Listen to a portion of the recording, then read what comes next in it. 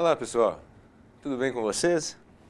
Como falamos em nossa última aula, hoje iremos encerrar o curso, abordando mais alguns conceitos sobre as instalações elétricas em baixa tensão. Projetar, no mais sentido geral do termo, é apresentar soluções possíveis de serem implementadas para a resolução de determinados problemas. Para o projetista, a solução mais procurada visa atender a uma necessidade, um resultado desejado e um uso objetivo. Assim, por exemplo, define-se que a forma de energia elétrica será conduzida da redistribuição até os pontos de utilização em um determinado edifício, abrangendo todos os aspectos envolvidos. É o enunciado geral do problema que será o objeto de estudo do projetista de instalações elétricas residenciais, seja único ou coletivo. No desempenho de suas tarefas, o projetista assume uma atitude profissional de dimensão ética.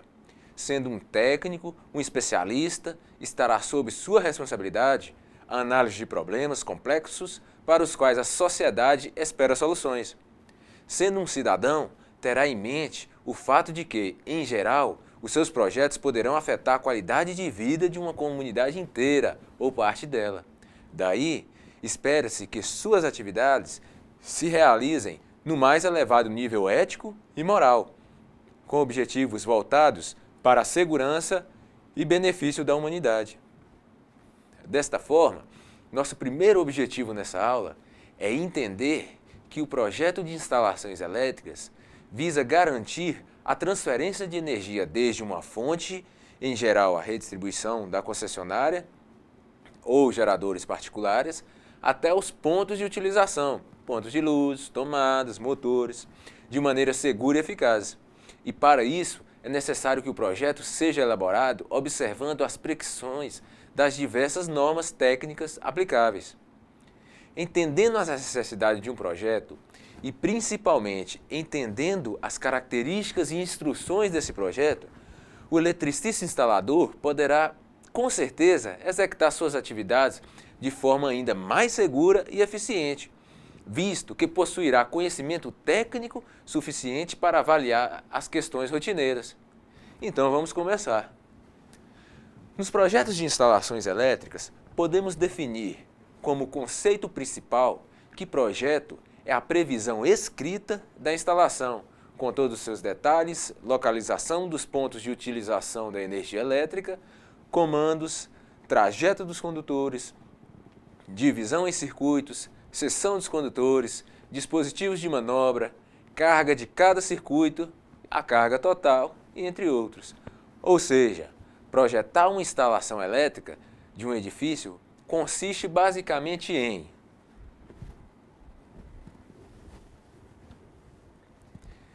quantificar, determinar os tipos e localizar os pontos de utilização de energia elétrica, dimensionar, definir o tipo e o caminhamento dos condutores elétricos e dimensionar, definir o tipo e a localização dos condutores de proteção, de comando, de medição de energia elétrica e demais acessórios.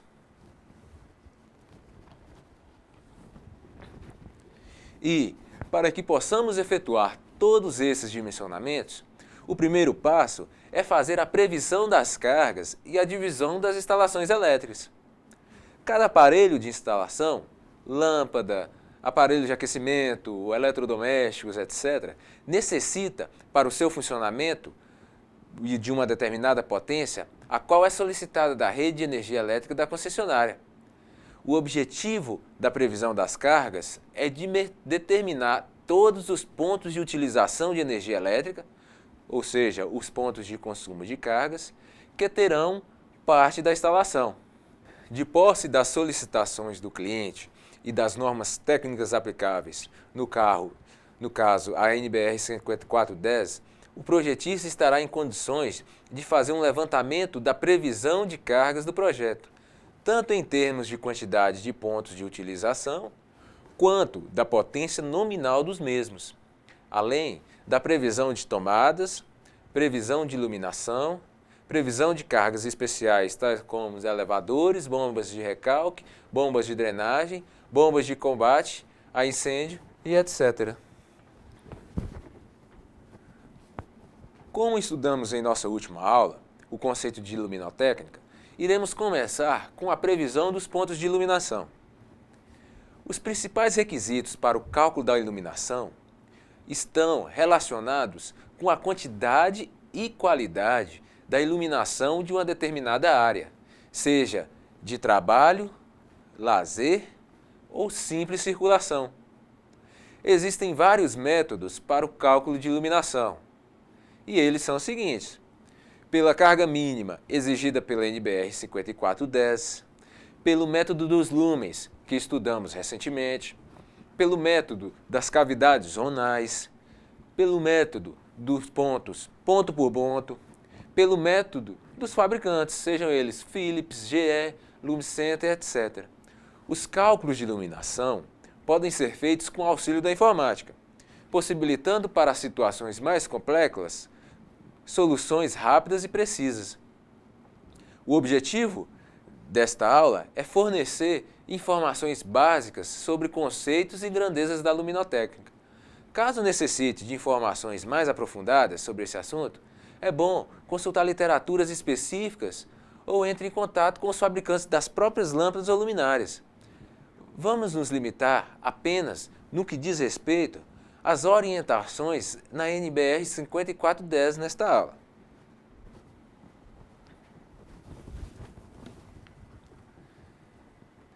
Desta forma, a quantidade de pontos de luz deve atender às seguintes condições.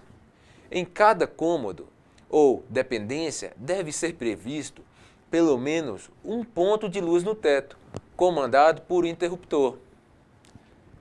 Em arandelas de banheiros, a norma não faz nenhuma referência a respeito. No entanto, por critérios práticos, recomenda-se a utilização mantendo-se uma distância mínima de 60 centímetros do limite do box. As potências mínimas de iluminação devem atender como alternativa à aplicação da norma NBR 5413. Em cômodos ou dependências com área igual ou inferior a 6 metros quadrados, deve ser prevista uma carga mínima de 100 VA. E em cômodos ou dependências com área superior a 6 metros quadrados, deve ser prevista uma carga mínima de 100 VA para os primeiros 6 metros quadrados, acrescidas de 100 VA para o aumento de 4 metros quadrados internos. Os valores apurados correspondem à potência destinada à iluminação para efeito de dimensionamento dos circuitos e não necessariamente à potência nominal das lâmpadas. A NBR 5410 não estabelece critérios para iluminação em áreas externas, ficando a decisão por conta do projetista e do cliente. Então, bom, para a definição dos pontos de iluminação, essas foram as principais orientações. Agora, iremos abordar as recomendações da NBR 5410 para se estabelecer a quantidade mínima de tomadas de uso geral, que são as TUGs, que devem ser determinadas em função da destinação do local e dos equipamentos elétricos que podem ser ali utilizados, observando-se, no mínimo, os seguintes critérios.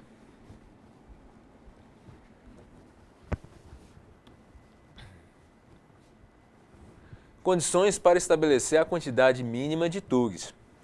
Em banheiros, devem ser previsto pelo menos um ponto de tomada, próximo ao lavatório, desde que nenhum interruptor ou tomada de corrente seja instalado a menos de 60 centímetros da porta aberta de uma cabine de banho pré-fabricada. Em cozinhas e locais análogos, geralmente que usam muita água, devem ser previstos, no mínimo, um ponto de tomada para cada 3,5 metros, ou fração de perímetro, sendo que, acima da bancada da pia, devem ser previstas, no mínimo, 2 tomadas de corrente no mesmo ponto ou em pontos distintos, separados. Já em salas e dormitórios, devem ser previstos, pelo menos, um ponto de tomada para cada 5 metros ou fração de perímetro. devendo esses pontos ser espaçados tão uniformemente quanto for possível. Já se tratando de tomadas de uso específico, sua quantidade é estabelecida de acordo com o número de aparelhos de utilização, com corrente nominal superior a 10 amperes.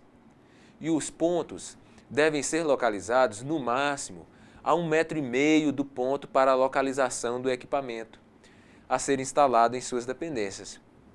Essas tomadas são aquelas destinadas à ligação de equipamentos físicos ou estacionários, tais como, por exemplo, chuveiro, torneira elétrica, lavadora de roupas, entre outros.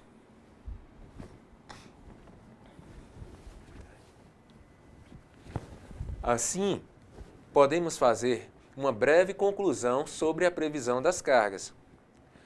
A carga de iluminação é determinada em função da área do cômodo da residência. A carga das tomadas é determinada primeiramente pela quantidade e depois em função da área do cômodo, valor do perímetro e valor da área do perímetro.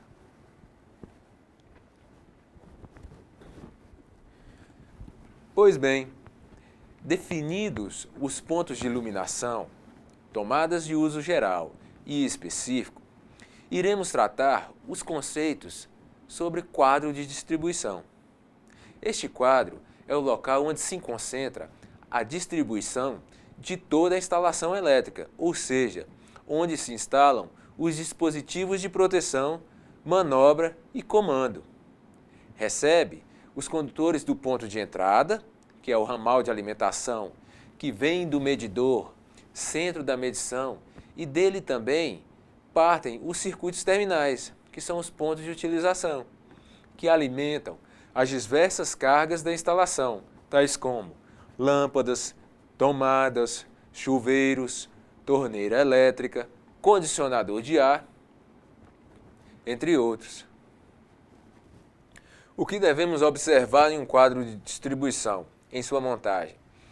Devemos prestar atenção na acessibilidade, identificação dos componentes, independência dos componentes, componentes fixados na porta e o espaço reserva, que, conforme tabela abaixo, é definido pela quantidade de circuitos efetivamente disponíveis, sendo que até 6 circuitos devemos ter 2 espaços reserva.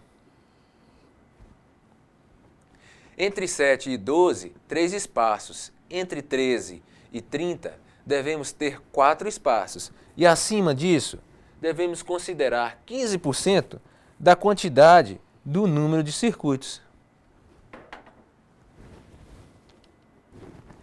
Um dos aspectos mais importantes sobre o estudo do quadro de distribuição é sobre o local onde vai ser instalado. Devemos atentar para que sejam instalados em locais de fácil acesso, de tal forma que possibilite a maior funcionalidade possível da instalação e ainda ser providos de identificação do lado externo, legível e não facilmente removível. Observar a proximidade geométrica das cargas, possibilitando uma simetria entre as cargas da instalação, ou seja, mais centralizado no circuito. Devem ainda sempre estar próximos aos centros das cargas da instalação, dos maiores centros de carga. Mas o que seria centro de carga? Centro de carga é definido como ponto ou região onde se verifica a maior concentração de potência. A instalação dos quadros deve também ser feita em locais seguros, onde não é permitido o acesso de terceiros. Cuidar para que não sejam submetidos a choques mecânicos. Não necessariamente os quadros devem ir sempre na cozinha. Vai depender do ponto do centro da carga. E atenção, o quadro de distribuição não deve ser instalado em locais onde existe a possibilidade de, por qualquer período determinado, ficar fechado com chave ou de outra forma. Não seja possível o acesso como, por exemplo, quartos, sótãos e depósitos. Ok, beleza. Após a determinação da quantidade e localização dos quadros, é de fundamental importância efetuar a divisão da instalação elétrica em circuitos, em tantos circuitos quanto forem necessários, devendo cada um ser concebido de forma a poder ser seccionado sem risco de realimentação, inadvertida através de outro circuito. E essa divisão deve atender à segurança, evitando que a falha em um circuito prive a alimentação de outra área. A conservação da energia possibilita que cargas de iluminação e ou de climatização sejam acionadas na justa medida das necessidades. Atender também aspectos funcionais, permitindo a criação de diferentes ambientes, como os necessários em auditórios, salas de reunião, espaços de demonstração, recintos de lazer, etc. Também devemos dimensionar atendendo à produção, diminuindo as paralisações e manutenção, facilitando ou possibilitando ações de inspeção e operação, ensaios e reparo.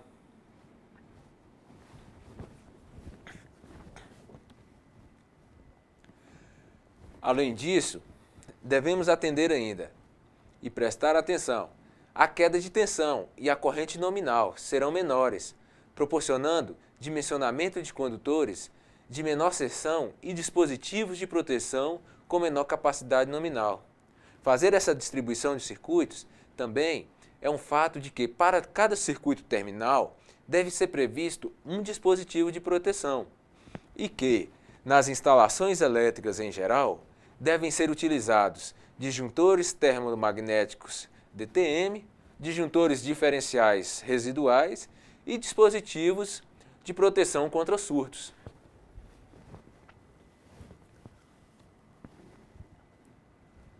Com isso, devemos limitar em 1.200 VA ou volt-ampere a 1.500 VA em 127 volts e 2.200 VA a 2.500 VA em 220 volts a potência máxima dos circuitos de iluminação e 1.800 VA a 2.000 VA em 127 volts ou 3.600 a 4.000 VA para tubos, tomadas de uso geral, em circuitos exclusivos de específicos podem ser ligados tanto em 127 volts como em 220 volts, conforme a necessidade ou as determinações do fabricante. As instalações alimentadas com 2 ou 3 fases, onde as cargas devem ser distribuídas entre as fases de modo a obter-se o maior equilíbrio possível.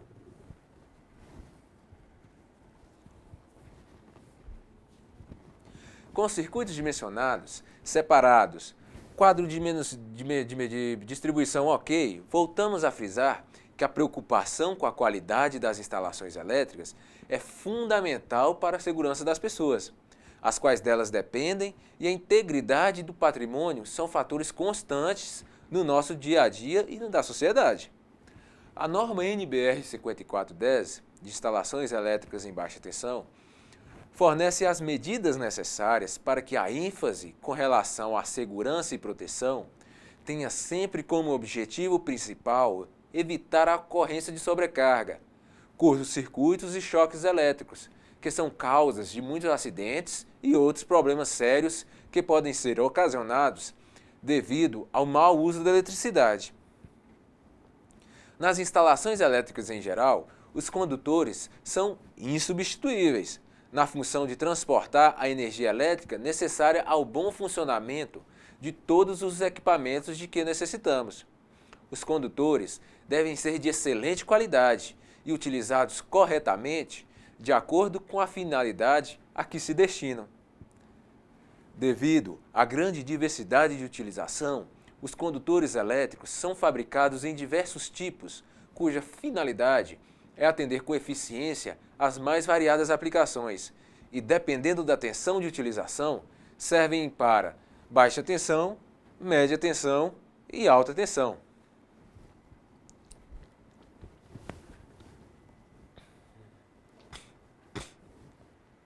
Os tipos de condutores elétricos. Os condutores para uso geral são os que possuem maior diversidade de aplicações em instalações elétricas. São utilizados em circuitos de alimentação e distribuição de energia elétrica em edifícios residenciais, comerciais e industriais, subestações transformadoras ou instalações fixas. Os condutores de uso específico possuem características de construção totalmente diversas e especialmente exigidas pelas condições de uso. São exemplos de aplicação desses condutores: o comando e controle e sinalização, circuitos de segurança resistentes a fogo, informática e em navios.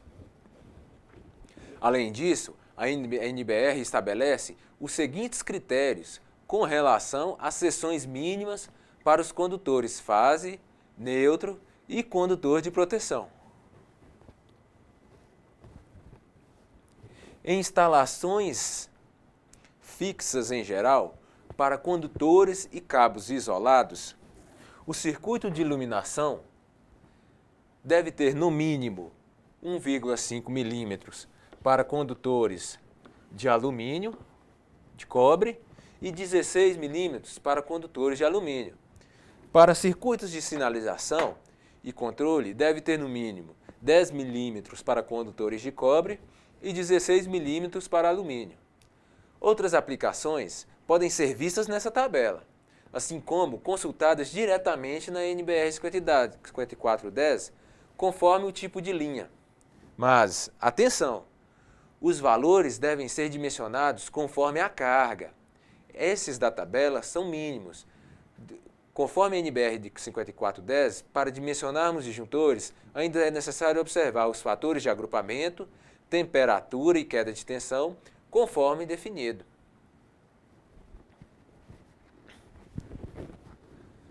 Após identificados os condutores, iremos verificar os eletrodutos nas instalações elétricas. Estes materiais são tubos de metal magnéticos ou não magnéticos, ou de PVC, que podem ser ainda rígidos e flexíveis. Em princípio, as funções gerais dos eletrodutos são de proteção dos condutores contra ações mecânicas e contra corrosão, como também a proteção do meio contra perigos de incêndio resultantes do superaquecimento dos condutores ou de arcos.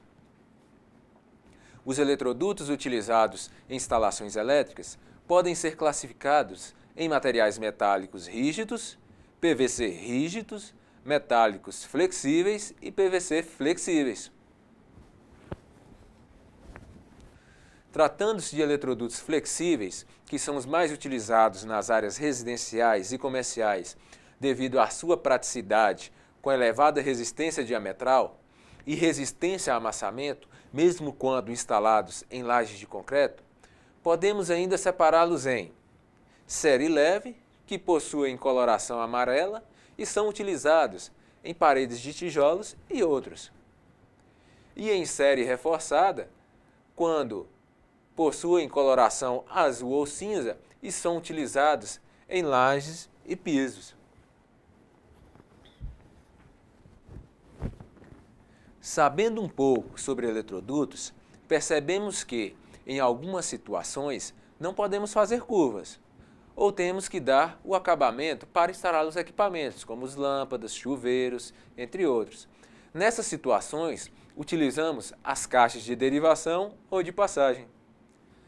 As caixas de derivação ou de passagem são tão importantes quanto necessárias na execução das instalações elétricas. Portanto, são indispensáveis e podem ter diversas aplicações. Conforme as finalidades a que se destinam, devem ser empregadas para facilitar a fiação dos condutores devido às grandes distâncias, pontos de entrada e saída de condutores, exceto na passagem de condutores de linha aberta para eletroduto, cuja extremidade deve ser protegida com bucha, pontos de emenda e derivação de condutores, pontos de luz no teto ou na parede, como por exemplo a arandela, além de tomadas e pontos de telefone no piso, na parede, entre outros.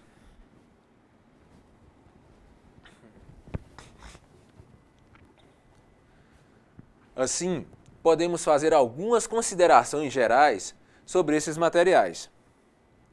Nas caixas de passagem de embutir, verifique as dimensões, as furações das orelhas e, de preferência, que contenha ponto de solda, as octogonais e se possuem orelhas para fixá-lo na forma antes da concretagem. Todas as caixas de passagem no teto devem ser octogonais, de fundo móvel. Todas as caixas de passagem instaladas em locais não sujeitos à umidade podem ser de ferro, com pintura anticorrosiva, galvanizada ou zincada. Todas as caixas de passagem instaladas em locais sujeitos à umidade, tais como pisos e semelhantes, devem ser à prova de umidade, PVC, alumínio, etc. Por motivo de estética, em instalações internas, deve-se evitar o uso de caixas de passagem, sem que nesta seja alojado um equipamento. Todas as caixas de passagem, situadas em locais de fácil acesso, devem ter meios que impeçam que pessoas inabilitadas tenham acesso a elas.